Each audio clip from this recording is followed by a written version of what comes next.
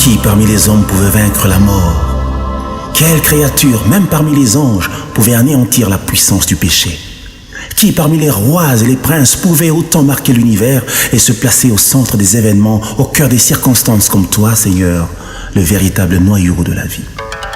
Et désormais, tous ceux qui aspirent à l'éternité n'ont de repère qu'en toi.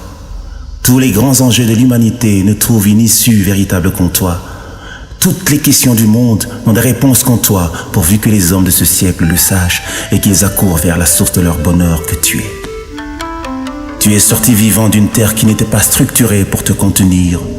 Tu as rencontré la mort dans ses demeures. Tu lui as ravi les clés du séjour de mort et tu as rendu libre toutes les victimes que l'aiguillon de la mort avait frappées. Tu venais de publier le décret qui mettait fin au règne des ténèbres et ouvert pour l'humanité rachetée une ère nouvelle. La puissance de la résurrection t'a ramené vivant de là où tous ceux qui sont nés de femmes sont restés captifs, jusqu'à ce que tu viennes accomplir ce qui était prévu dès les origines. Tu as quitté la terre comme tu y étais entré, c'est-à-dire par la voie d'un prodige. Tu as traversé physiquement les cieux pour regagner la demeure de ta majesté et occuper le trône de ta grandeur, et les cieux célébrèrent ta victoire. Les forces des ténèbres se sont liguées, la vallée de la mort aménagée pour une randonnée funèbre. Cependant, ton veto s'est opposé au dessein cynique de l'enfer, car le dernier mot t'appartient. Le breuvage mortel a répandu ses traits nocifs dans mes entrailles et entamé l'œuvre de la destruction.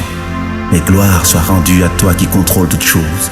Tu m'as souverainement rendu la vie afin que je vive essentiellement pour te faire plaisir, vivre pour t'aimer, vivre pour te célébrer encore et toujours.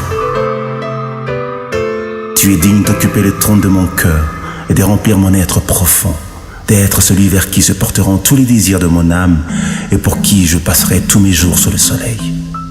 Il y a des mots que je ne peux dire qu'à toi et ceux que je ne peux entendre que de toi.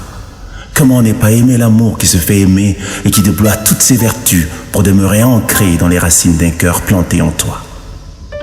Comment ne pas enlacer l'amour incarné, vivant et parfait, qui manifeste toutes ses tendresses dans l'intimité de nos cœurs attachés pour la vie?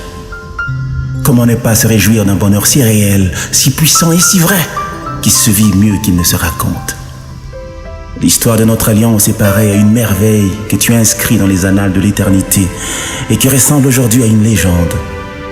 Je suis issu du tronc de l'arbre de vie et planté comme une vigne de l'Éternel pour servir de signe de présage à cette génération et porter des fruits qui seront servis à la table du roi aux noces de l'agneau sous les airs de l'adoration. J'aime t'adorer, Seigneur, et proclamer ton amour, car c'est pour cela que tu m'as introduit sur la terre, vivre pour t'aimer et annoncer aux hommes que tu as créés que tu es Seigneur, digne de notre louange.